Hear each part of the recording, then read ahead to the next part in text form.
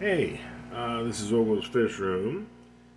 I'm going to try my darndest to make this a fast video, but one of the viewers, I believe his name is Hugo, um, was asking me in the comment section about he had a 2.5 and he was wondering if it was too small to put a female betta in. I was saying I didn't think so. But after I thought about it a little bit, I thought I would show him what I have two 2.5s, actually three, but one's not set up right now.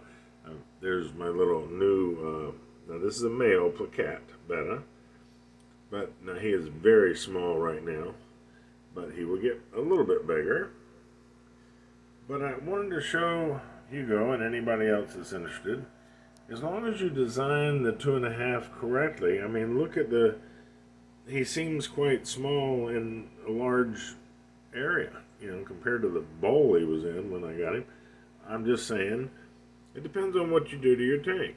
If you do nothing, then yes, he's just in a little glass bowl, so to speak, and, well, not technically, but you know what I mean. Anyway, I just think now watch his reactions. He will disappear out the back. You can see there's a separation between the two pieces of wood there. One's a little further back. This one had to sit where it's sitting because it's touching both sides. But there's a crack in the middle there, or a split, where he can swim through, and he does that quite often. He spends a lot of time in the back, which really surprises me, but back there you've got Java fern on a rock. You can look through that, kind of under that leaf, through the crack in the two pieces of wood, and there's a kind of a light colored rock, and it has the Java fern glued to it, and it's in the back there. There's another piece right here. Everything looks big, but these shrimp are not very big. I mean, nothing in here is very big. This little plakat is probably 1.5 inches long. That shrimp is not 1 inch long. I know it looks huge on the camera here. Where is he? Anyway, I'm just trying to show, and I have I don't know if you can see around the corner here, sponge filter in the back, and there's space in the back. This little guy swims back there a lot, but I think he's got plenty of room. I would not, let me clarify, I would not put a full size, I would not put him in there. This is actually a plakat as well, but it's called a half moon. I call him a full moon because look at the size of his finnage. Now to me, he's not as big as some of my other bettas, but he's still pretty darn big. Now he's in a 20 long, cut in half, got a divider in the middle, I mean. So he's in 10 gallons. And that's his. So, and let's see if I can do this without getting my reflection in the mirror. Don't scare everybody. I don't see the new little boy over here right now. But this is a 5. But look how it's got a big cave back there. It's got holes in the back to where he can go in and out. That might be him in there. I can't. Yes, that is him. Now this is a little dragon scale, but he's very tiny. He's a baby. I mean, look at his finnage and colors. He's absolutely gorgeous. But I consider, even when he gets bigger, he will be okay in this 5. Look at the space. I mean, this thing is like a big cave. There's just all kind of, this loops up under here, and this isn't solid. My point is, there's all kind of room for him to explore, feel comfortable, sorry, and move around a lot. This is, as I said, a 5. Let me back up a little there. Yeah, he likes his cave area in there. There he goes. Pretty little boy. He's tiny. But he'll grow up in here, and he will be fine in this. If he happens to turn out gigantic, I will put him in something bigger. But I think he's just fine. And And to be frank, this guy that you saw over here, which he's going up to the top of the sponge in the back there, he was over in this 5 before I moved him over here. Okay.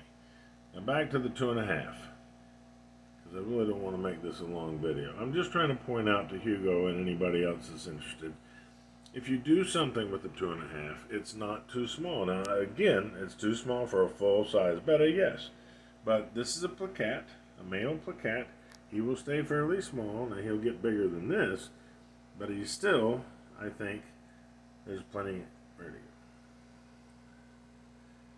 I can't see. Okay, but there's plenty of room in here for him. And the way I do things, there's just a lot of places to hide. There's all kind of tunnels back in here that he swims through. There he is. He likes this. I put that rock in there with Java fern on it, and he swims behind it and goes through to the back. And he seems very happy, I think. Now the only other things I have in here are shrimp to clean up for his cleanup crew. Because when you feed these, they're a little messy. They have a tendency to, as long as the food is moving, they will catch it. But once it hits the ground, they consider it dead and they won't mess with it. That's where the shrimp come in. There's probably about 10 to 12 shrimp in here. You may not see all those. A lot of them seem to be in the back by the sponge filter. Okay, there's enough of that. But this is a 2.5. So I just want to clarify that I think a 2.5 is fine for smaller bettas, like we're going to show Zumo over here a minute. Whee! Okay, this is another 2.5. Now, I do have a female. There she is. See if I can get you close up. There she is. Isn't she gorgeous? She's considered a female veil tail. You can see the fin in the back is not just short and rounded like normal females. And the same thing with the pectoral fin. I'm sorry, I'm trying to steady the film footage here. Anyway, let me back off. Okay, but this is a 2.5. Both of these are top fin. The brand Top Fin from PetSmart. I was just there this morning. These are on sale for $29.95, $30. It is, now I put the sponge filter in there myself, but it does come with a little tray filter, and which this does not have. I went ahead and put 2 sponge filters in it, because that's, anyway, we won't get into all that. But it has a lid. Now it is kind of, I've got it propped up in the back because I didn't want it to overheat. But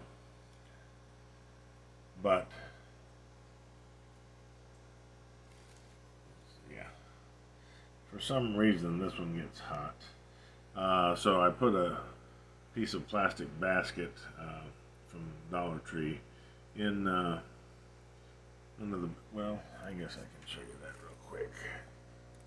Okay. That is a half of a little basket that I cut. Basically, it's half of the basket. Let me see if I can get this down over there. There you go. Okay. But it props it up in the back and allows for more airflow and therefore keeps it a little cooler. The other one that you saw first with the little white buoy in it, little white plakat, the male, over in the other 2.5, that seems to not have a problem, and the lid's very tight. But again, what I'm trying to show here is how it's set up. You know, a lot of wood, a lot of structure, a lot of things for a swim around. That's a big piece of Java fern that I've glued to a rock. Isn't she gorgeous? She's the prettiest female I've ever had. But the wood gives her a structure to fool around with. There's a cave under here because this piece of wood is sitting on rocks, so it's up off the ground. She seems happy. I've got plants everywhere. And a big piece of Java fern on the back. There she is. Okay, that's pretty much it. I just want to simply say, I believe that as long as you're not putting a full-size Betta, which I would not do, The 5-gallon would be the smallest I would put a full-size Betta in. But this is a female. She's not going to get probably much bigger than this at all. And if you look at her in scale, it's a pretty big tank for how small she is. And again, don't put any other fish, of course. But I use shrimp, as I've said in the other tank as well, for the cleaning crew. And she's fine with that. And there you go. Okay, thank you so much for watching. And hope you have a great day. Take care of yourself. This is Ogles Fish Room signing out. Bye-bye.